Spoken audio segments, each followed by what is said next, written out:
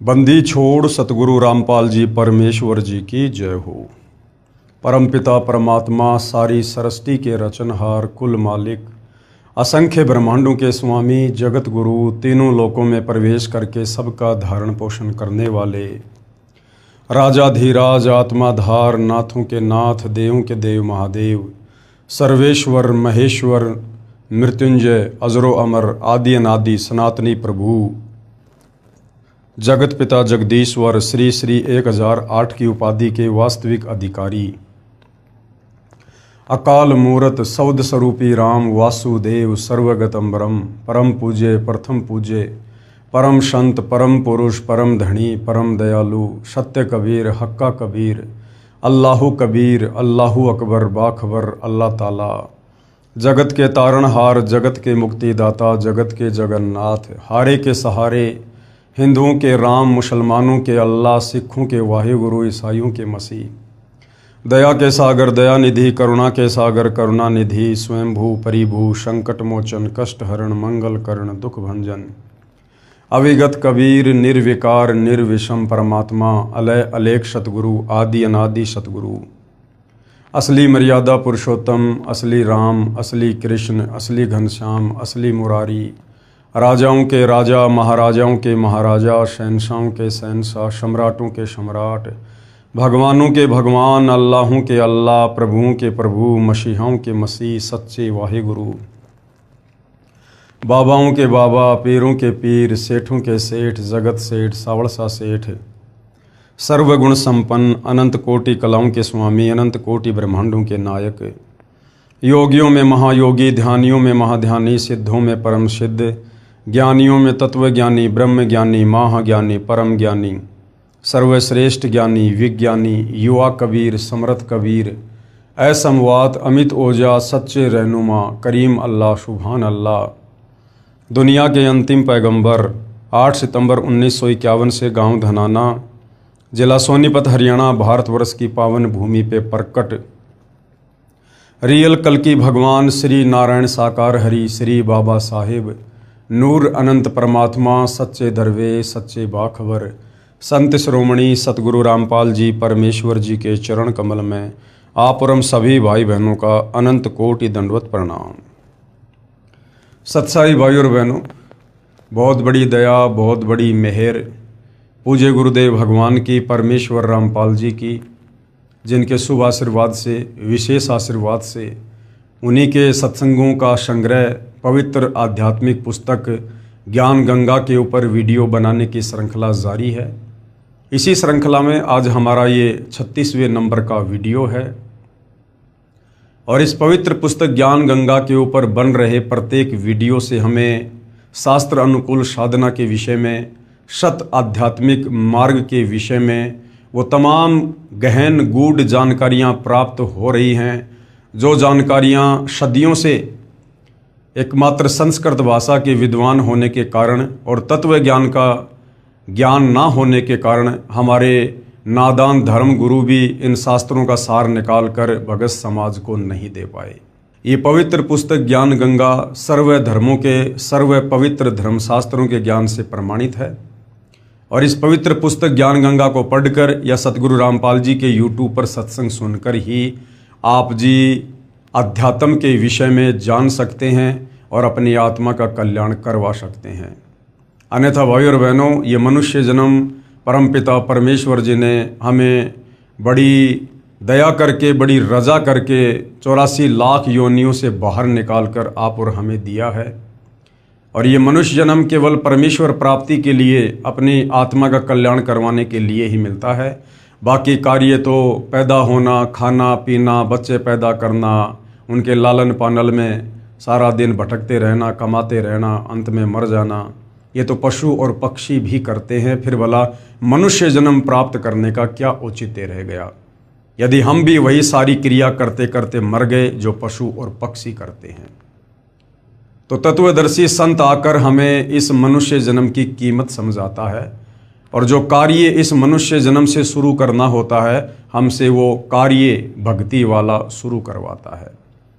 तो आज भाइयों और बहनों, पूरे विश्व के मानव समाज का ये परम सौभाग्य है कि वह तत्वदर्शी संत जो गीता अध्याय 4 श्लोक नंबर 34 में जिनका जिक्र है, गीता ज्ञानदाता कहता है कि अर्जुन, उस तत्वदर्शी संत के बिना तू कभी भी अपनी आत्मा का कल्याण नहीं करवा सकता। तू कभी भी जन्म मरण से दूर होकर परम शांति को प्राप्त नहीं हो सकता। तू कभी भी लक 84 योनियों के चक्कर से बाहर निकलकर उस परम धाम शाश्वत स्थानम सतलोक को प्राप्त नहीं कर सकता। तो आज वह तत्वदर्शी संत सतगुरु रामपाल जी के नाम से धरती पर प्रकट हैं।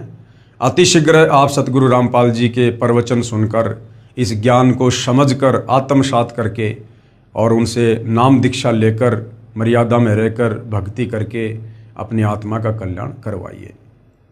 तो भाइयों और बहनों, सृष्टि रचना जो कि मुख्य विषय है, सृष्टि रचना को समझे बिना, सृष्टि रचना को कई कई बार पढ़े बिना, सुने बिना हम अध्यात्म को भी नहीं समझ पाएंगे।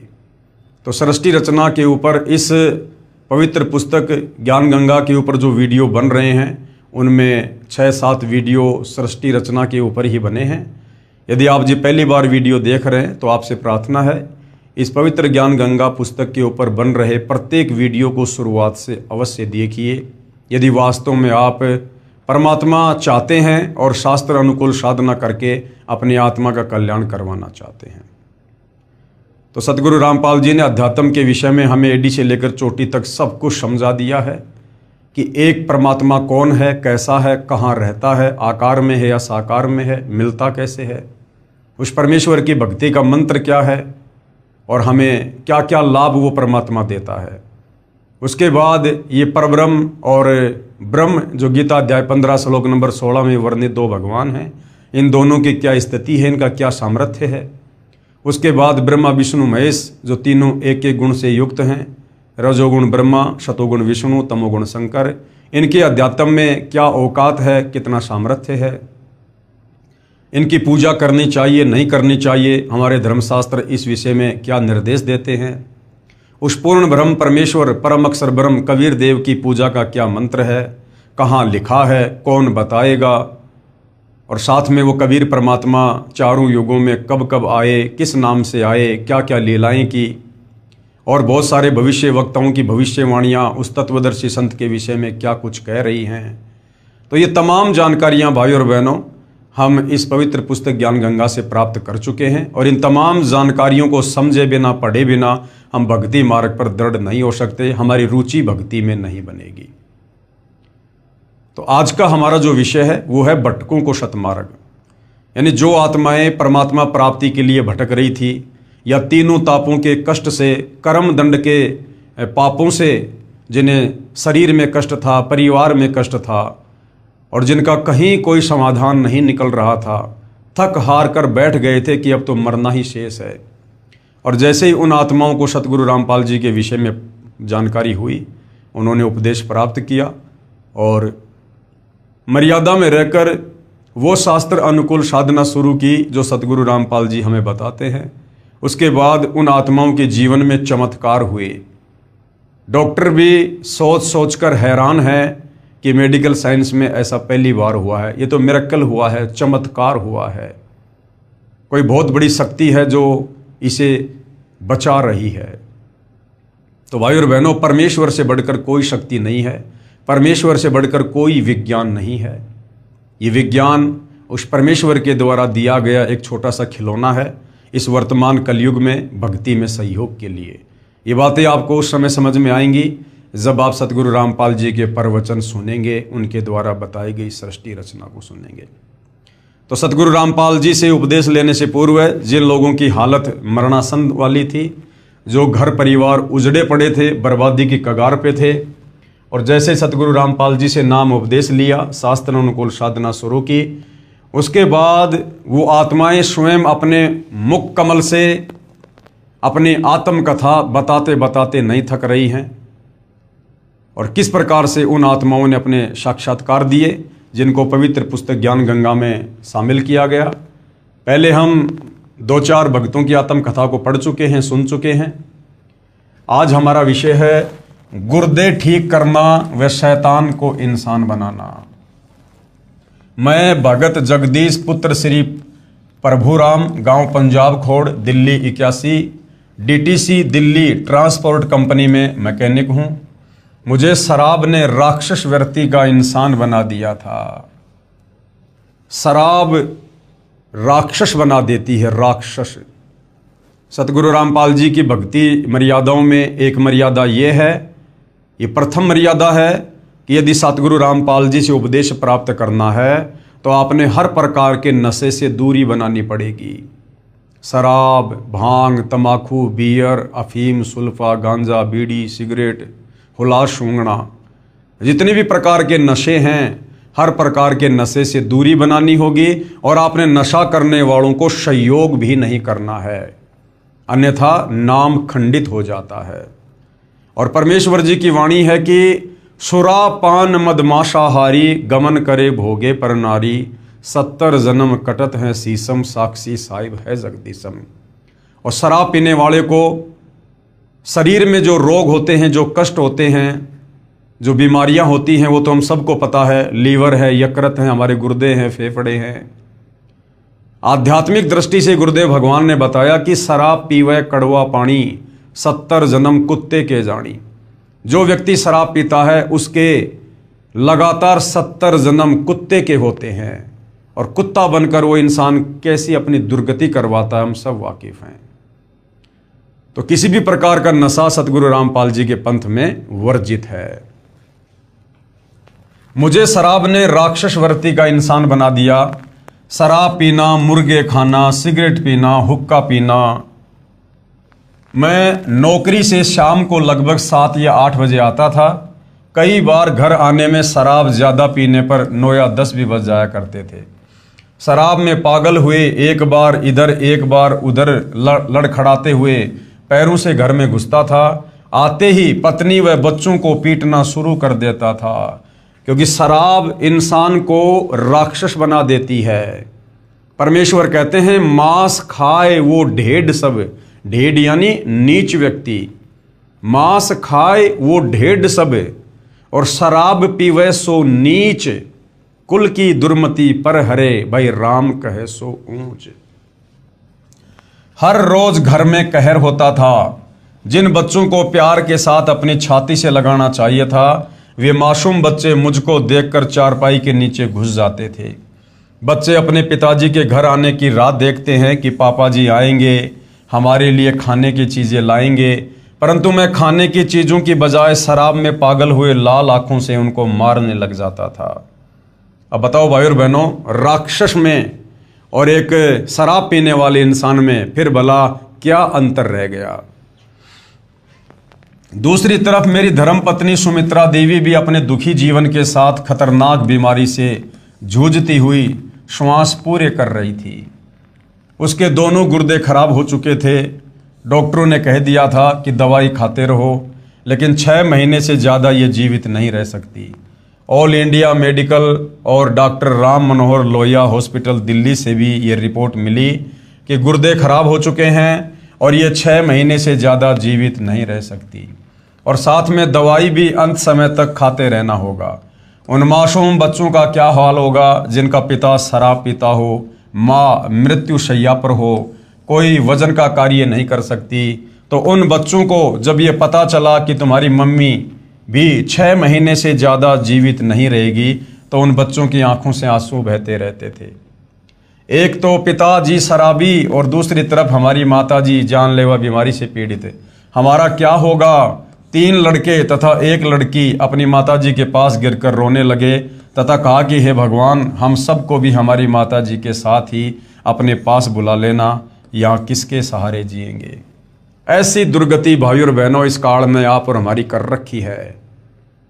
एक छोटी सी हमारी गलती, छोटी सी गलती, एक जीव के ऊपर हमने आस्था लगा ली। जीव के ऊपर अपने परमपिता परमेश्वर कबीर साहिब से आस्था हटाकर और बार बार आकाशवाणी करने के बावजूद भी हमने उनकी बातों पर ध्यान नहीं दिया और सतलोक में तप कर रहे इस काल के चारों तरफ मच्छर की तरह चक्कर काटने लगे। हम पतिव्रता पद से नीचे गिर गए।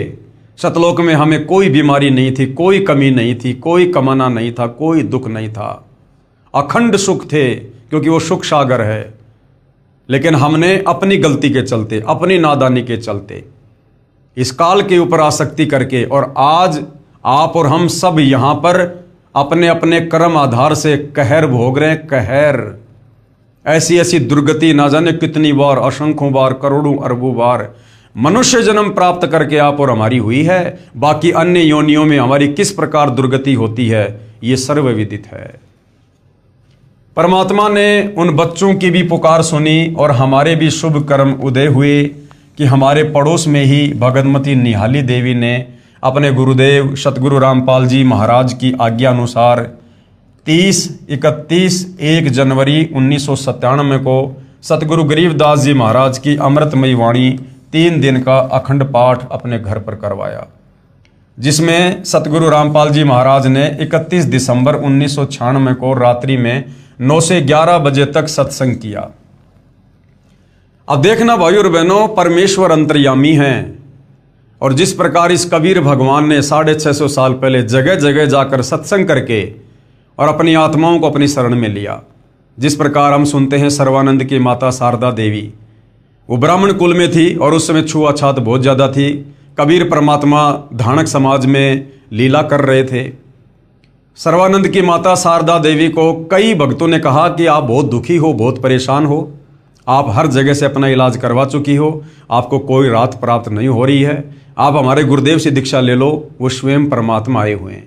तो शारदा कहा करती थी कि वो धानक है और मैं हूँ ब्राह्मण, हम तो जगत गुरु हैं, हमारी तो नाक कट जाएगी, मर जाऊंगी, लेकिन धानक से नाम उपदेश नहीं लूंगी, धानक को गुरु नहीं बनाऊंगी। कबीर परमेश्वर जी को पता था कि ये मेरी आत्मा है और काल ने इन सब की ऐसे ही जाति और धर्म में बुद्धि भ्रष्ट कर रखी है।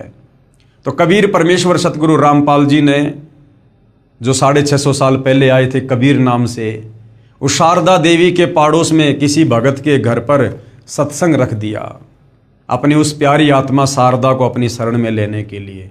शारदा आई ये सोचकर कि मैं जाऊंगी और यदि उनके चरण छूते ही मेरा रोग छूमंत्र हो गया तो मैं दीक्षा ले लूंगी। और ऐसा ही हुआ। जैसे ही शारदा ने कबीर परमेश्वर जी के चरण स्पर्श किए, मालिक ने आशीर्वाद दिया, उसी समय उसकी वो रोग, वो पीड़ा, वो 3 ताप का कष्ट बिल्कुल छूमंत्र हो गया।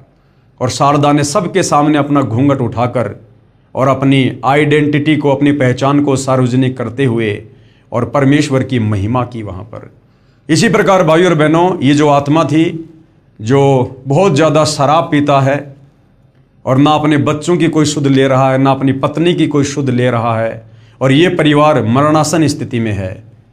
कबीर परमेश्वर सतगुरु रामपाल जी को पता था कि ये मेरे बच्चे हैं, ये वो मेरे भगत हैं जो काशी में 64 लाख थे जो मेरे से बिछड़े हुए हैं, और अब काल ने इन सब की दुर्गति कर रखी है। तो कबीर परमेश्वर ने इस शराबी आत्मा को अपनी शरण में लेना था, इसलिए जब वो ठीक का समय आया तो इसी के पाड़ोस में गुरुदेव सतगुरु रामपाल जी ने अपनी एक शिष्या निहाली देवी के घर पर 3 दिन का सत्संग रख दिया, पाठ रख दिया, और परमेश्वर ने उस आत्मा को प्रेरणा की।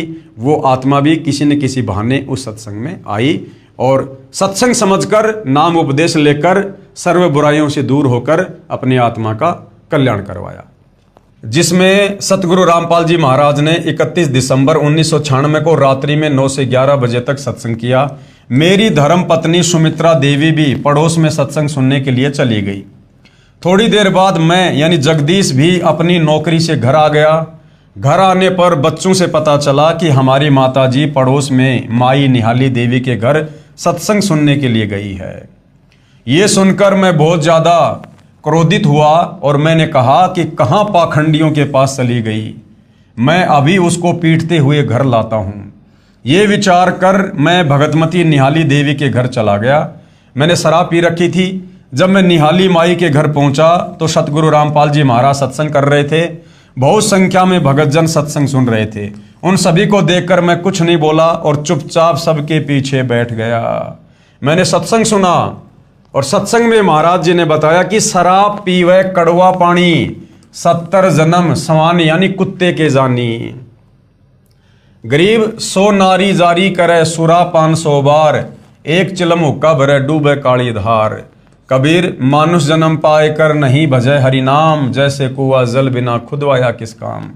महाराज जी ने सत्संग में बताया कि जिन बच्चों को पिताजी ने सीने से लगाना चाहिए उस शराबी व्यक्ति को देखकर बच्चे चारपाई के नीचे छुप जाते हैं। अंतर्यामी गुरुदेव सतगुरु रामपाल जी को पता चल गया कि वो मेरी प्यारी आत्मा जिसको काल ने शराबी बना रखा उसके कर्म फुड़वाने के लिए, वो सत्संग में आ चुकी है और बैठी हुई है। तो परमेश्वर ने उसी आत्मा को टारगेट करके और शराब के ऊपर ही सत्संग करना शुरू किया। शराबी व्यक्ति आप भी दुखी, धन हानि, समाज में इज्जत समाप्त तथा परिवार तथा पड़ोस व रिश्तेदारों तक को परेशान करके बद्दुआएं प्राप्त करता है। जैसे शराबी की पत्नी व बच्चे तो कहर का शिकार होते ही हैं, परंतु पत्नी के माता पिता, भाई बहन आदि भी दिन रात चिंतित रहते हैं। सभी पाप का भार उस नादान शराबी के शीश पर आता है। मनुष्य जन्म प्रभु ने भक्ति करके आत्म कल्याण करने को दिया है, इसको शराब आदि में नष्ट नहीं करना चाहिए। जैसे बच्चा स्कूल में शिक्षा ग्रहण नहीं करता, आवारागर्दी में घूमता रहता है, वह शिक्षा से वंचित रह जाता है, फिर सारी उम्र मजदूरी करके जीवन निर्वाह करता है। फिर उसे याद आता है कि यदि मैं आवारागर्दी ना करता तो आज अन्य सहपाठियों की तरह बड़ा अधिकारी होता, परंतु अब क्या बने, ये तो उस समय सोचना था। कबीर साहिब जी कहते हैं, अच्छे दिन पीछे गए गुरु से किया ना हेत, अब पछतावा क्या करे भाई चिड़िया चुग गई खेत। अच्छे दिन पीछे गए, यानी जब भक्ति करने का समय था उस समय तो आवारागर्दी में लगा रहा, शराब पीने में लगा रहा, बकवादों में लगा रहा। गुरु से किया ना हेत, सतगुरु धारण नहीं किया और सतगुरु के कई अनुसार मर्यादा में रहकर भक्ति नहीं करी। अब पछतावा क्या करे, जब शरीर छूट गया, मनुष्य जन्म हाथ से निकल गया, जिस मनुष्य जन्म में भक्ति होती है, लक 84 योनि में चला गया, नरक में चला गया। जब चिड़िया चुग गई खेत, फिर क्या बनेगी भाई, फिर तो कष्ट ही कष्ट, दुख ही दुख है। इसी प्रकार यदि मनुष्य जन्म में जो प्राणी प्रभु भक्ति नहीं करता वह पशु पक्षियों की योनियों को प्राप्त होता है, और जो व्यक्ति शराब पीता है वह शराब के नशे में खाने की भरी थाली को लात मारता है। भक्ति ना करने से भिन्न भिन्न प्राणियों की योनियों में कष्ट उठाता है। कभी वह कुत्ते की योनि धारण करता है, कुत्ता सारी रात सर्दी में भी गली में रहता है, ऊपर से वर्षा तथा सर्दियों की रात्रि में महाकष्ट उठाता है। सुबह भूख सताती है, किसी घर की रसोई में घुसने की चेष्टा करता है, घर वाले डंडा या पत्थर मारते हैं, कुत्ता बहुत देर तक चिल्लाता रहता है। फिर दूसरे घर में घुसता है, वहां ना जाने रोटी मिलेगी या सोटी, यदि वहां भी डंडा नसीब में हुआ तो वह शराबी जो अब कुत्ता बना है गांव के बाहर जाता है, भूख से व्याकुल हुआ मनुष्यों का मल यानी टट्टी खाता है।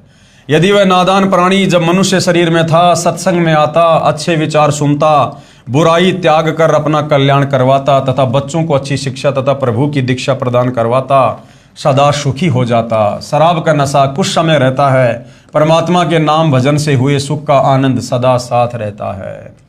अब ये सारी बातें वो भाई वहां बैठा बैठा सुन रहा था जो शराब के नशे में था, और परमात्मा कहते हैं एक चोट सिधारिया जिन गुरु मिलन दी प्यास।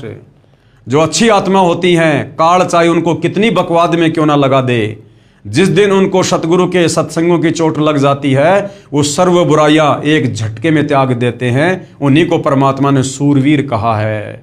गुरुदेव कहते हैं ज्ञान का और घाम का चमका सा होता है। तो आगे फिर क्या हुआ, उपरोक्त सत्संग आदरणीय सतगुरु रामपाल जी महाराज का सुनकर मेरी शराब छू मंतर हो गई, यानी परम संत के वचन कान के माध्यम से और आत्मा को जगाते हैं। आत्मा को आंखों से आंसू बह चले, घर चला गया, नींद नहीं आई। 1 जनवरी 1997 को दोपहर 1:30 बजे अपनी पत्नी को साथ लेकर सतगुरु रामपाल जी महाराज के पास गया, उनसे आत्म कल्याण के लिए उपदेश प्राप्त किया। उसके बाद आज 2005 तक शराब, तमाकू तथा मांस छुआ भी नहीं। मेरी पत्नी ने भी सतगुरु रामपाल जी से उपदेश लिया। उस दिन के बाद वह बिल्कुल स्वस्थ है। डॉक्टरों के इलाज तथा बीमारी की एक्सरे आदि की रिपोर्ट आज भी हमारे घर पर रखी है, जन जन को दिखाते फिरते हैं। मेरी सर्व से प्रार्थना है कि आप भी प्रभु के चरणों में आओ, संत रूप में आए परमेश्वर के संदेश वाहक नहीं, स्वयं संत रूप में आए हुए कबीर परमात्मा सतगुरु रामपाल जी को पहचानो। मुफ्त में नाम उपदेश प्राप्त करके कृपया अपना कल्याण करवाएं। सत साहिब भगत जगदीश दास, ये पंजाब खोड़ से हैं। ये इनके मोबाइल नंबर हैं, यदि चालू हैं अगर किसी को शंका हो तो इनके आत्मकथा के विषय में आप इनसे बातें कर सकते हो। आगे और एक परिवार है जो इसी प्रकार से अन्य कष्टों से दुखी था, 3 ताप के कष्ट से परेशान था, ओपरी पराई ऊपरी शक्तियों से, भूत प्रेत से दुखी था, बर्बाद था। और किस प्रकार सतगुरु रामपाल जी की शरण में आने के बाद वो परिवार फिर आबाद हुआ। भूतों व रोगों के सताए परिवार को आबाद करना। भाइयों और बहनों, ये सत्य कथाएं हैं, ये कोई बनावटी टीवी सीरियल वाली बातें नहीं है जो मनोरंजन के लिए, चंद पैसे कमाने के लिए आप लोगों का समय बर्बाद करते हुए आप लोगों को दिखाई जा रही है, सुनाई जा रही है। ये परमेश्वर की सत महिमा है, ये सत्यनारायण कथा है। जो लाभ परमेश्वर की भक्ति से जीव को होते हैं वो आत्माएं अपनी आत्म कथा का बखान कर रही हैं। आज तक हमें पता ही नहीं था कि भगवान कौन है, आज तक हमें भगवान की शरण प्राप्ति नहीं थी। हमारे नादान धर्म गुरु केवल संस्कृत भाषा के ज्ञाता थे, इनको तत्व ज्ञान नहीं था। और तत्व ज्ञान के अभाव में चाहे आप 5000 भाषाओं के ज्ञाता क्यों ना हो जाओ, अंत में गधे के गधे रहोगे, अंत में लक 84 में जाओगे। भगतमती अपलेश देवी पत्नी श्री राम मेहर पुत्र श्री मांगे राम, गांव मिर्च, तहसील चरखी दादरी, जिला भिवानी, हरियाणा। मैं अपलेश देवी अपने दुखी जीवन की एक झलक आपको बता रही हूं। मैं और मेरे बच्चे राहुल और ज्योति जो बीते समय के बुरे हालातों को याद करके सिहर यानी कांप जाते हैं, जिनका वर्णन करते समय कलेजा मुंह को आता है। 6 दिसंबर 1995 की रात्रि में बदमाशों ने मेरे पति को ड्यूटी के दौरान जान से मार दिया था, लेकिन इस पूर्ण परमात्मा कबीर साहब ने हमारा ध्यान रखा और मेरे पति को जीवन दान दिया, जो आज हमें परिवार सहित बंदी छोड़ सतगुरु रामपाल जी महाराज की दया से पूर्ण परमात्मा के चरणों में स्थान मिल गया है। क्योंकि यजुर्वेद में लिखा है कि परमात्मा अपने साधक की उम्र बढ़ा देता है। अगर वो मृत्यु को प्राप्त हो गया है तो परमात्मा धर्मराज के दरबार से उसके प्राण छुड़वाकर 100 साल की उम्र प्रदान करता है, जो इस परिवार में आपको देखने को मिल रहा है। हमारे परिवार में मेरे पति को साफ कपड़े पहनाते, जो कुछ देर बाद अंडरवियर के ऊपर के हिस्से पर जहाँ पर रबड़ या नाड़ा होता है वहाँ चारों ओर खून से कपड़े रंगीन हो जाते थे, यानी भयंकर बीमारी थी। तथा बच्चों को भी बलगम के साथ खून आता था और मैं भी 1 साल से हार्ट यानी दिल की बीमारी से बहुत परेशान हो चुकी थी, जिसके लिए वर्षों से दवाइयाँ खा रही थी। अब भाई और बहनों, एक परिवार में 4 सदस्य हैं और यदि चारों को सर्दी के समय में अगर जुकाम हो जाए, खांसी हो जाए, तो भाई और बहनों उस परिवार का भी हाल बेहाल हो जाता है। ना समय पर कोई अच्छी नींद ले पाता है क्योंकि एक दूसरे को खांस कर डिस्टर्ब करते रहते हैं, ना समय पर कोई खाना दाना बना पाता है उस खांसी जुकाम के कारण, और शरीर में कितनी पीड़ा, कितना असहज महसूस करता है 5-7 दिन तक। और जिस परिवार में ऐसी भयंकर परेशानी हो, भूत प्रेत की बाधा हो, शरीर में ऐसा भयंकर रोग हो, सोचिए उस परिवार की क्या हालत होगी।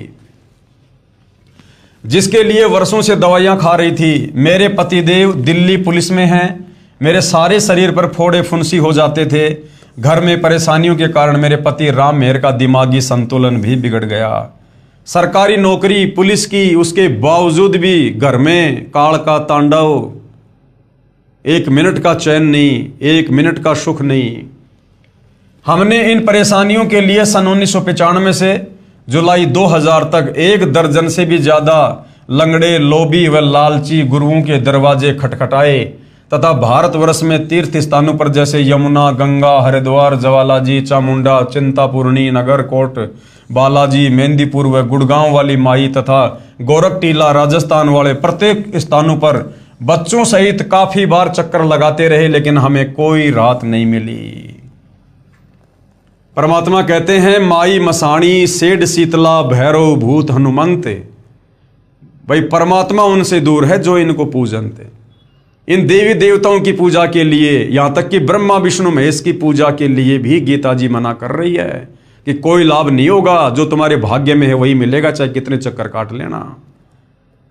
तो जिनको 3 ताप का कष्ट था, जिनके भाग्य में ये परेशानियां थी, जो परमात्मा के अलावा कोई और काट ही नहीं सकता था, भला ये तीर्थों पर जाने से, धामों पर जाने से, बालाजी जाने से, श्याम जी जाने से कैसे उन 3 ताप के कष्टों को कोई काट सकता था। जब स्वयं श्री रामचंद्र जी जो विष्णु अवतार थे, त्रेता युग में उन्होंने धोखे से बाली को मारा, द्वापर में उन्होंने भी अपना प्रारब्ध भोगना पड़ा, अपना वो कर्म का दंड भोगना पड़ा। श्री कृष्ण रूप में बाली वाली आत्मा एक शिकारी बना बालिया और श्री कृष्ण जी के पैर में जहर लगा, तीर मारा, हाय हाय करके उनकी मृत्यु हुई।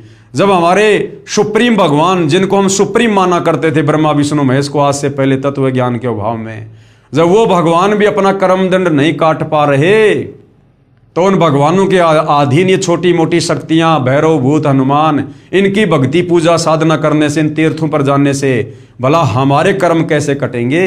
लेकिन भाई और बहनों, हमें ये सत्ज्ञान देने वाला, ये शास्त्र अनुकूल मार्ग बताने वाला तत्वदर्शी संत नहीं मिला था, जिस कारण से हम भटक रहे थे।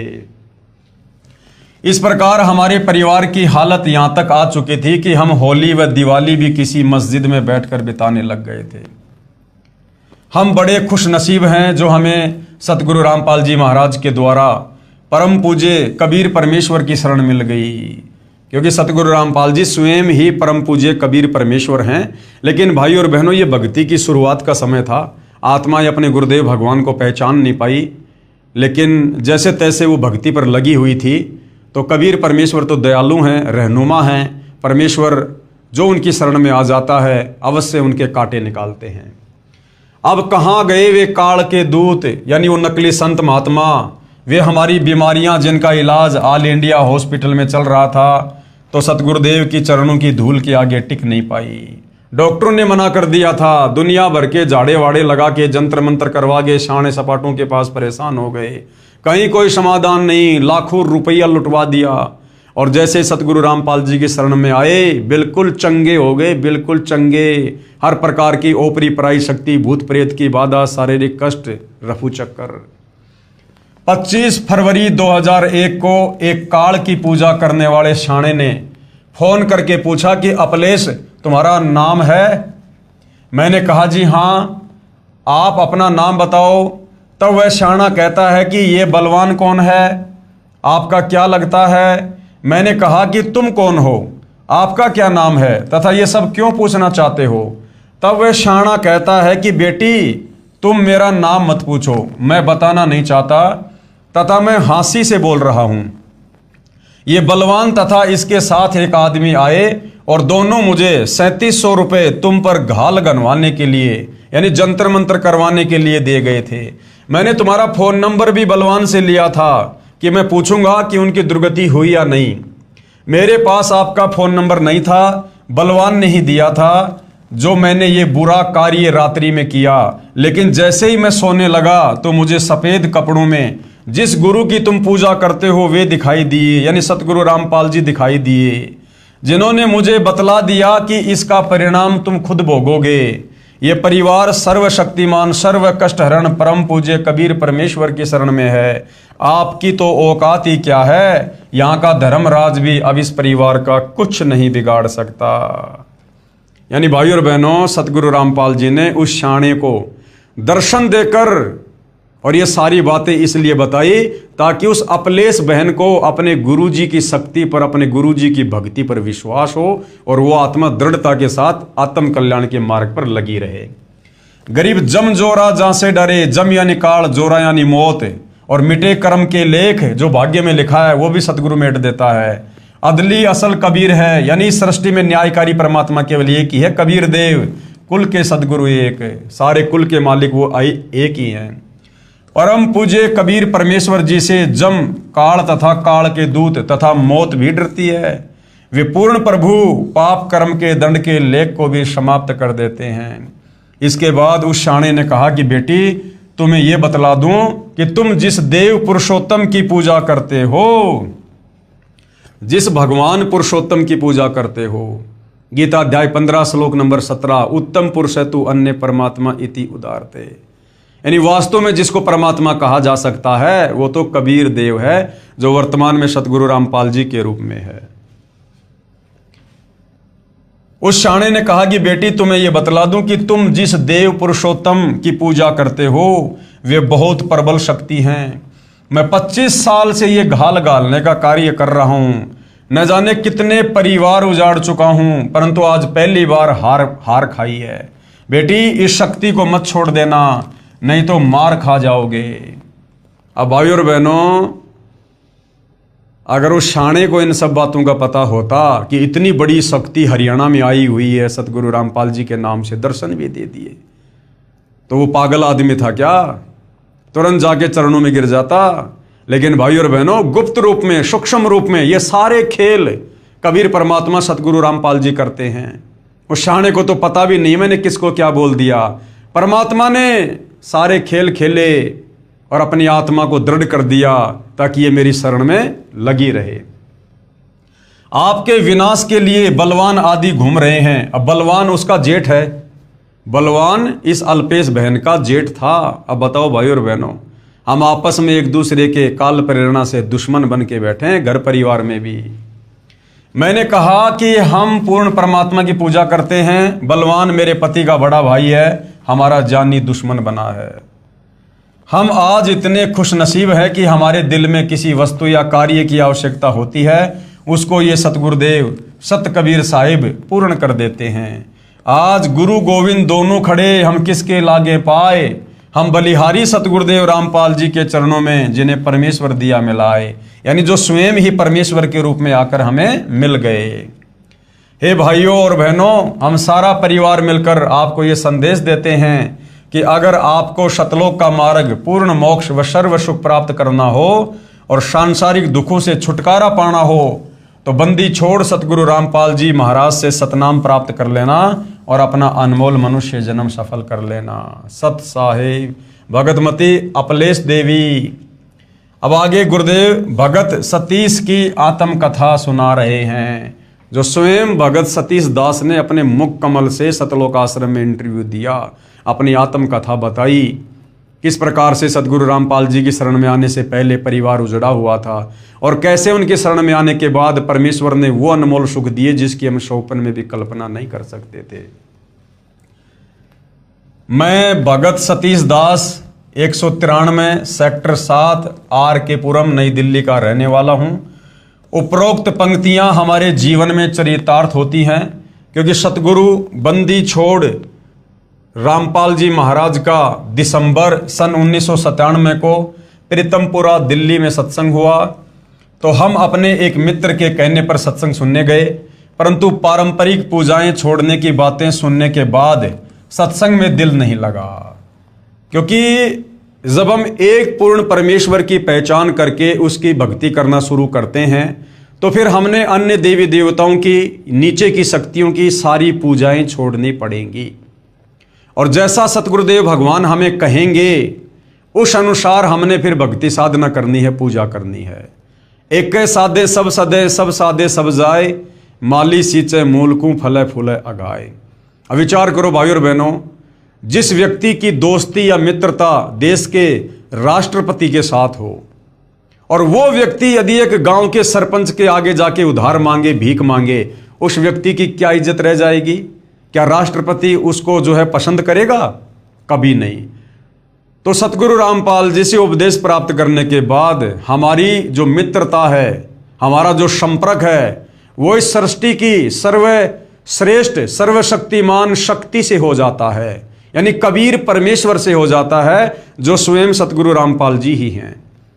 और उसके बाद इस कबीर परमेश्वर के अधीन ये जितने भी देवी देवता, ये देव महादेव, काल दुर्गा महाकाल, यदि हम इनके आगे भीख मांगेंगे, इनसे कष्ट निवारण की प्रार्थना करेंगे, तो फिर वो हमारा पति परमेश्वर सर्वशक्तिमान परमात्मा कबीर देव, फिर वो नाराज होता है।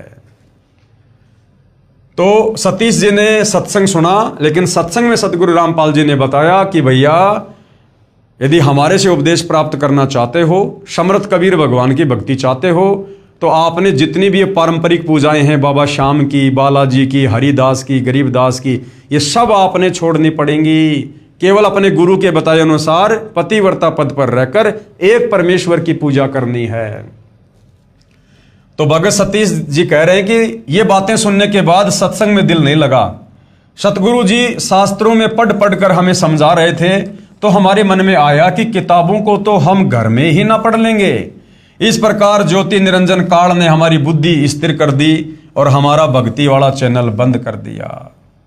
सतगुरु हमें समझाते हैं, गुरु बिन किन्हें न पाया ज्ञाना, जो थोता बू छड़े किसाना, गुरु बिन भरम न छूटे भाई, कोटि उपाय करो चतुराई। सतीश जी ने सोचा कि सतगुरु रामपाल जी तो वेद गीता हैं दिखा दिखा के पढ़ा रहे, ये तो हम अपने घर पर भी पढ़ सकते हैं मार्केट से लाके। अरे भैया, आप अपने बच्चे को मार्केट से पुस्तकें लाके घर पर ही क्यों नहीं पढ़ाते? स्कूल में क्यों भेजते हो? गुरु के पास क्यों भेजते हो भाई? क्योंकि जो गुरु समझा देगा वो घर पर आप नहीं समझा सकते। और गुरु से समझने के बाद में जो डिग्री मिलेगी उसी से नौकरी मिलेगी। घर पर बैठा कर आप चाहे अपने बच्चे को कितना बड़ा विद्वान बना दो, उसको डिग्री नहीं मिलेगी, वो कभी भी नौकरी के काबिल नहीं होगा। इसलिए गुरु की शरण में जाना पड़ता है। इस प्रकार हमारी बुद्धि स्थिर होने की वजह से हम इधर उधर की बातें करते हुए घर वापस आ गए। सन 1999 में मेरी पत्नी श्रीमती मंजू को ब्रेन ट्यूमर, दिमागी कैंसर हो गया, जिसका हमें सफदरगंज हॉस्पिटल में निरीक्षण व इलाज के समय पता चला। इसके बाद मैंने उसको पंत हॉस्पिटल तथा AIIMS नई दिल्ली और उसके बाद अपोलो हॉस्पिटल नई दिल्ली में भी डॉक्टर को दिखाया। सभी डॉक्टर ने तुरंत ऑपरेशन की सलाह देते हुए कहा कि ऑपरेशन के दौरान इसके एक हाथ में पैरालाइसिस यानी लकवा भी हो सकता है। अपोलो हॉस्पिटल के डॉक्टर ने तो रिपोर्ट देखने के बाद यहां तक कहा कि इसकी दोनों आंखें अभी तक ठीक कैसे हैं। और उसी समय आई स्पेशलिस्ट से टेस्ट करवाने के लिए कहा। मैंने तभी चेक करवाई, तब आई स्पेशलिस्ट और न्यूरो सर्जन ने सलाह दी कि हर 15 दिन बाद इसकी आंखों की जांच करवाते रहना, कभी भी खत्म हो सकती हैं आंखें। क्योंकि ब्रेन ट्यूमर ऐसी जगह पर है, मेरी पत्नी व मैं दोनों ही पैरों से विकलांग हैं और हाथ व आंख खत्म होने की बात सुनकर श्वास ऊपर का ऊपर और नीचे का नीचे रह गया। लेकिन कोई चारा ना पाकर अंत में पंत हॉस्पिटल नई दिल्ली में ऑपरेशन करवाने की सोची और डॉक्टर के कहने पर INMAS हॉस्पिटल तिमारपुर दिल्ली से MRI करवा ली और अन्य सारे टेस्ट भी करवा लिए। केवल ऑपरेशन की तारीख लेनी थी। हमें पूर्ण परमात्मा तत्वदर्शी सतगुरु रामपाल जी महाराज के पहले सुने सत्संग की ये पंक्तियां याद आ गई। जिन मिलते सुख उपजे, मिट्टे कोटि उपाद, और भवन चतुर्दश ढूंढियो परम स्नेही साध। जिन मिलते सुख उपजे, जिस परम संत के दर्शन मात्र से आत्मा को प्रसन्नता मिले, और मिट्टे कोटि उपाद, और नाम दीक्षा लेने के बाद में हमारी सारी बकवादों से पीछा छूट जाए। कहते हैं ऐसे परम संत जगत गुरु को तो भैया 21 ब्रह्मांड में कहीं भी मिल जाए, ढूंढ लेना चाहिए। और हमारा भक्ति चैनल परमेश्वर ने ऑन कर दिया। परमात्मा ने देखा कि ये मेरी आत्मा है, काल प्रेरणा से भटक रही हैं, अगर ऑपरेशन करवा लिया इनका सर्वनाश हो जाएगा और इनकी दुर्गति होगी, कोई इनको पानी पिलाने वाला घर में नहीं मिलेगा। तो सतगुरु रामपाल जी भगवान दीन दयाल परमात्मा ने उनकी बुद्धि ऑन की, काल से जमानत ली और उन आत्माओं को वो सत्संग वाली बातें याद आ गई उस भगत सतीश को। और उसने सोचा कि क्यों ना एक बार सतगुरु रामपाल जी के चरणों में चल चलूं, एक बार उन्हीं से नाम दीक्षा लेकर देख लूं। और हमारा भक्ति चैनल परमेश्वर रामपाल जी ने ऑन कर दिया और मन में भावना उत्पन्न हुई कि ऑपरेशन से पहले नाम लेकर देख लेते हैं। फिर अपने दोस्त के साथ प्रीतमपुरा दिल्ली में जाकर 4 फरवरी 2001 को पूर्ण परमात्मा तत्वदर्शी सतगुरु रामपाल जी महाराज से नामदान लिया। पहले वाली सभी पूजाएं छोड़ दी, वो बाबा श्याम की, हनुमान की, हरिदास की, गरीबदास की सब पूजाएं छोड़ दी। सतगुरु जी ने अखंड पाठ करवाने की सलाह देते हुए कहा कि परमात्मा ने चाहा तो ऑपरेशन टल जाएगा और सब कुछ ठीक हो जाएगा। हमने सतगुरु की आज्ञा अनुसार घर पर 3 दिन का अखंड पाठ करवाया और इसके बाद डॉक्टर से ऑपरेशन की तारीख लेने पंत हॉस्पिटल नई दिल्ली गए तो डॉक्टर पहले ऑपरेशन की सलाह दे रहे थे, वही डॉक्टर दूसरे MIR को देखकर कहने लगा कि अभी ऑपरेशन की कोई जरूरत नहीं है।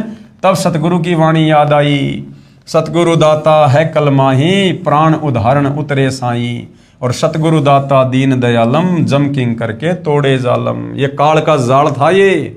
अगर वो परिवार सतगुरु रामपाल जी के शरण में ना आता, अब तक तो धरती से नाम और निशान मिट गया होता। और हम सतगुरु को याद करके फूट फूट कर रोने लगे कि हे परमेश्वर, हम आपकी महिमा को किन शब्दों में व्याख्यान करें। इस प्रकार पूर्ण परमेश्वर कबीर साहेब अवतार नहीं, स्वयं कबीर साहेब तत्वदर्शी सतगुरु रामपाल जी महाराज की कृपा से हमारा ऑपरेशन टल गया और उसके बाद हमने 1 पैसे की गोली दवाई भी नहीं खाई है और सुखमय जीवन जी रहे हैं। भाई और बहनों, परमात्मा कहते हैं संत शरण में आने से आई टले बला, और जय मस्तिष्क में सूली हो यानी मौत हो, वो कांटे में टल जा।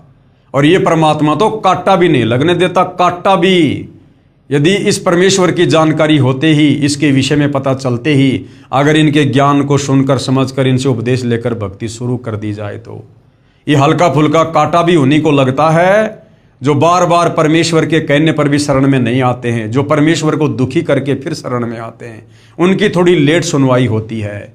परमात्मा कहते हैं सुख में सुमरण किया नहीं और दुख में करते याद, कहे कबीर उस भगत की फिर कौन सुने फरियाद। तो लेट आने वाले की थोड़ी लेट सुनवाई होती है। 20 नवंबर 2004 को रात को काल के झपट्टे के कारण मेरी पत्नी मृतक समान हो गई थी। वो तो मरनी थी, इस परिवार की मृत्यु निश्चित थी काल के कागजों में। ये तो सतगुरु ने इनकी उम्र बढ़ाई है। परमेश्वर का अमर जल पिलाने के बाद होश आया, फिर हम उसे सतगुरु जी के पास लेकर आए तो सतगुरु जी ने बताया कि आज इसकी मृत्यु होनी थी। कबीर परमेश्वर ने इसकी उम्र बढ़ा दी है और अब उसको भक्ति करनी है। फिर 22 नवंबर 2004 को मेरी पत्नी को सोनीपत सत्संग में ही लकवे यानी पैरालाइसिस का अटैक पड़ा और उसकी वजह से उसके हाथ की ताकत समाप्त होने लगी। और उसी समय सतगुरु रामपाल जी का हाथ अपने हाथ में दिखाई देने लगा और लगभग 5 मिनट तक दिखाई देता रहा। तब लकवे पैरालाइसिस का असर समाप्त हो गया। तब सतगुरु जी का हाथ अदृश्य हो गया और आज तक वह बिल्कुल ठीक है। यानी भाई और बहनों, इस भक्ति मार्ग पर सतगुरु रामपाल जी ने शुरुआत में इन आत्माओं को अपनी तरफ से सुख दिए। कोई ये सोचे कि ये आत्माएं बहुत ज़्यादा सीरियस होकर भक्ति कर रही थी या सारी मर्यादा निभा रही थी, नहीं। अगर सारी मर्यादा निभा रही होती तो नाम दीक्षा लेने के बाद इस प्रकार के अटैक, ये पैरालाइसिस परमात्मा निकट भी नहीं आने दे। लेकिन वो भक्ति की शुरुआत का समय था भाई और बहनों, और उस समय जिन जिन आत्माओं ने सतगुरु रामपाल जी से उपदेश लिया, अगर उपदेश लेने के बाद उन आत्माओं की दुर्गति होती तो आम व्यक्ति फिर सतगुरु रामपाल जी की शरण में आने से वो कतराता कि क्या करेंगे, तुमने लेकर देख लिया ना नाम, तुम्हारा क्या भला हो गया। तो शुरुआत में सतगुरु रामपाल जी ने इन आत्माओं को सतगुरु की पहचान ना होने के बावजूद भी, मर्यादा में रहकर भक्ति ना करने के बावजूद भी, उन्होंने अपने कोटे से इन आत्माओं को सुख दिए। सतगुरु तत्वदर्शी सतगुरु रामपाल जी महाराज जो कबीर परमेश्वर के ज्यों के त्यों अवतार आए हैं, ज्यों के त्यों। अब ये बातें तो भाई और बहनों सतगुरु रामपाल जी ने लिखनी पड़ती हैं आप और हम आत्माओं को विश्वास दिलाने के लिए, वरना ये आत्मा तो ऊपर कह चुकी है। इस आत्मा के क्या विचार थे ये आपने देख लिए। इस प्रकार पूर्ण परमेश्वर कबीर साहिब के अवतार तत्वदर्शी संत रामपाल जी महाराज, ये आत्मा तो सतगुरु रामपाल जी को कबीर जी का अवतार मान रही है कि कबीर जी ने भेजा संत रामपाल जी को। लेकिन यहां पर सतगुरु रामपाल जी अपने पहचान स्वयं ही करवाते हैं। सतगुरु तत्वदर्शी संत रामपाल जी महाराज जो कबीर परमेश्वर के ज्यों के त्यों अवतार आए हैं, यानी स्वयं ही सतलोक से उतर कर आए हैं, हमारे को सिद्ध कर दिया कि गरीब जमजोरा जहां से डरे मिटे कर्म के अंक और कागज कीरे दरगे दई 14 कोटि न चंपे। उस कबीर परमेश्वर के अलावा भाई और बहनों ये असंभव कार्य, ये प्रारब्ध के, ये कांटे, 3 ताप के कष्ट, मृत्यु शैया पर लेट चुकी आत्माओं को जीवन दान उस कबीर परमेश्वर के अलावा तत्वदर्शी संत के रूप में अन्य कोई शक्ति नहीं दे सकती है, ये चमत्कार नहीं कर सकती है। तो आज धरती पर स्वयं कबीर परमेश्वर सतगुरु रामपाल जी उतरे हुए हैं। भगत सतीश मेहरा RLF 90-907/17 राजनगर 2 पालम कॉलोनी नई दिल्ली, ये इनके मोबाइल नंबर। इसी प्रकार एक अन्य आत्मा जिसके उजड़े हुए परिवार को सतगुरु रामपाल जी ने शास्त्र अनुकूल साधना देकर अपने आशीर्वाद से बसाया। सत भक्ति करने से कैंसर व किडनी रोग ठीक हुआ। मैं भगतमती जयश्री दासी, गांव सुलगांव, जिला खंडवा, तहसील पुनासा, मध्य प्रदेश की निवासी हूं। मेरी शादी के 8 साल बाद मेरी तबीयत खराब हो गई थी। मेरे पति ने मुझे गांव के आसपास के डॉक्टरों को दिखाया परंतु कोई फायदा नहीं हुआ। मेरी हालत और ज़्यादा खराब होती गई। फिर मुझे इंदौर मेडिकेयर हॉस्पिटल में भर्ती कराया, जहां पर मैं 15 रोज तक भर्ती रही। मेरी एक जांच मुंबई में हुई जिसमें 25,000 रुपये खर्च हुए, जिसमें पता चला कि मेरी दोनों किडनियों में इन्फेक्शन है और आजीवन गोली खानी पड़ेगी। 6 साल तक मेरा इलाज डॉक्टर अनशद रियाज के पास चला, लेकिन कोई फायदा नहीं हुआ। उसके बाद हमने इंदौर में आईजी चौराहा स्थित अनूप नगर में doctor Naresh Pahwa MD medicine DM nephrology PGI Chandigarh kidney रोग एवं ट्रांसप्लांट विशेषज्ञ से इलाज करवाया। मेरे इलाज पर 5 लाख रुपए खर्च हो चुके थे और दवाई का 15,000 रुपये प्रति महीना खर्च आता था। उस समय मेरी उम्र मात्र 26 साल थी और संतान रूप में केवल एक बेटा था। लेकिन 1 साल तक इलाज करने के बाद डॉक्टर नरेश ने बोल दिया कि ये लड़की 10 साल से ज्यादा जीवित नहीं रहेगी। ये वचन मेरे परिवार पर वज्रपात से कम नहीं थे, क्योंकि जब अंतिम श्वास निर्धारित हो जाए तो जीवन का शेष समय मौत से भी कठिन हो जाता है। उस समय पूर्ण परमात्मा ने ज्योत से ज्योत जगाई। मेरी मौसी जी की बेटी रेखा को कैंसर की बीमारी थी। सन 2013 में उन्होंने सतगुरु रामपाल जी महाराज जी से नाम उपदेश लिया। शत भक्ति करने से उनका कैंसर रोग ठीक हो गया। उन्होंने ही मुझे नाम उपदेश लेने के लिए प्रेरित किया। मैंने 22 अप्रैल 2018 को नाम उपदेश लिया, जबकि 22 अप्रैल 2018 को सतगुरु रामपाल जी हिसार जेल नंबर 2 में बैठे हुए थे। लेकिन परम संत की शक्ति इस पृथ्वी के कण कण में है, कण कण में। मैंने 22 अप्रैल 2018 को नाम उपदेश लिया। पूर्ण विश्वास से सत भक्ति करने से 15 दिन के अंदर ही मेरी गोली दवाई बंद हो गई। सतगुरु रामपाल जी महाराज जी की दया से आज मैं बिल्कुल ठीक हूँ। आज मैं पहले जैसे सारा काम कर लेती हूँ। मैं एक किसान परिवार से हूँ। आज मैं खेतों में काम करती हूँ, जबकि बीमारी के समय मैं अपना खाना भी खुद से नहीं खा पाती थी। अगर आप मेरा अनुभव पढ़कर कुछ पूछना चाहें तो मेरे फ़ोन नंबर इतने हैं, आप फ़ोन करके पूछ सकते हैं। और मेरी सारी बीमारी की रिपोर्ट मैंने संभाल कर रखी है। प्रमाण के लिए दिखावे व्हाट्सएप भी कर सकती हूँ।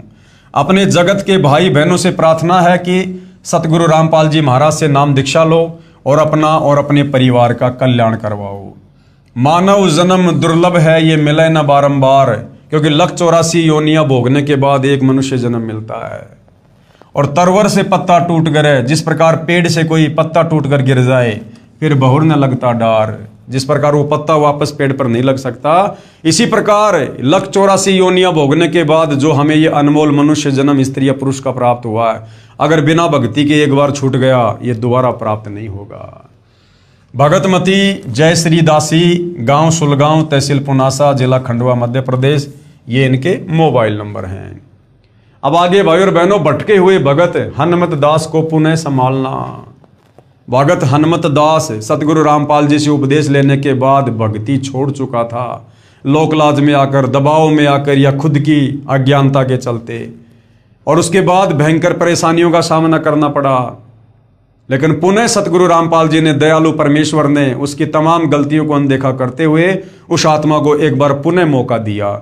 और उसके बाद किस प्रकार से उसका जीवन वापस पटरी पर आया, इस विषय में भाई और बहनों हम कल के वीडियो में चर्चा करेंगे, क्योंकि ये परमेश्वर की अमर कथा है, सत्यनारायण कथा है। हम इसको जल्दबाजी में नहीं समेट सकते। जितना हम सतगुरु रामपाल जी के द्वारा लिखित पुस्तकों को पढ़ेंगे, सुनेंगे, या उनके सत्संग सुनेंगे, उनके विषय में कोई चर्चा करेंगे, सुनेंगे, या उनकी महिमा सुनेंगे या करेंगे, हम ढेर सारे पुण्य के भागी बनते हैं। क्योंकि परमात्मा कहते हैं, सत्संग की आदि घड़ी तप के वर्ष हजार, तो भी बराबर है नहीं कहे कबीर विचार।